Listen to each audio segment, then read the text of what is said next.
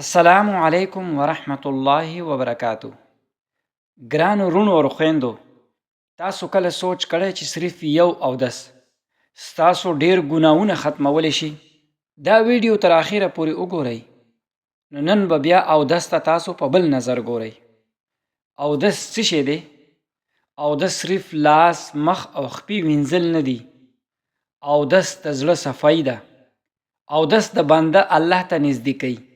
نبی کریم صلی الله علیه وسلم فرمایي پاکی د ایمان برخه او حصه ده.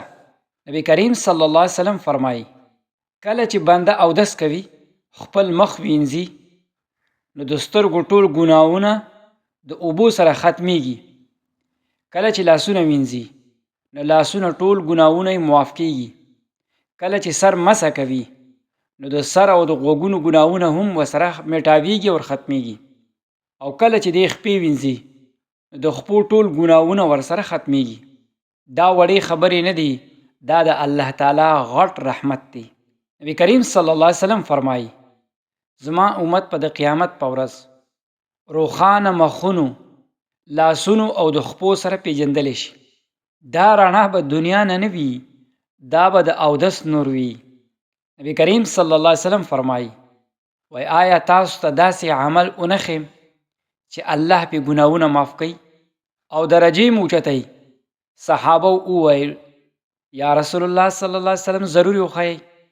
وی فرمایل په سخت وخت کې مکمل اودس کول، یعنی ساړه وي او یخني وي، بیا هم کامل اودس کول. دا عمل الله ته ډیر خوښ دی.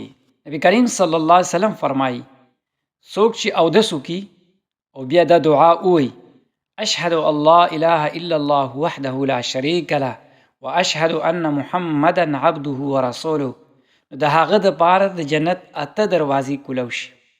کومونه چې دی غواړي نو داخلېدی شي. سوچ وکړئ، اودس او جنت. الله تعالی په قرآن کې فرمایي الله پاک هغه خلق خوښوي څوک چې ځان پاک ساتي. اودس د پاکیزګۍ او د پاکۍ بهترینه طریقه ده. چې څوک همیشه په اودس کې اوسي، هغه د الله محبوب جوړ شي.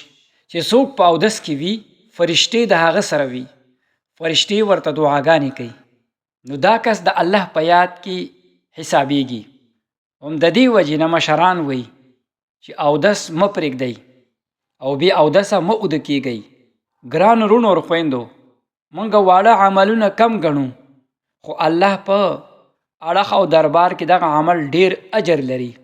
نن به دا واده وکړو چې خامخا به په خپل ژوند په اودس کې تیرو، سنت مطابق په اودس کو. کوشش وکړو چې همیشه په اودس کې اوسو.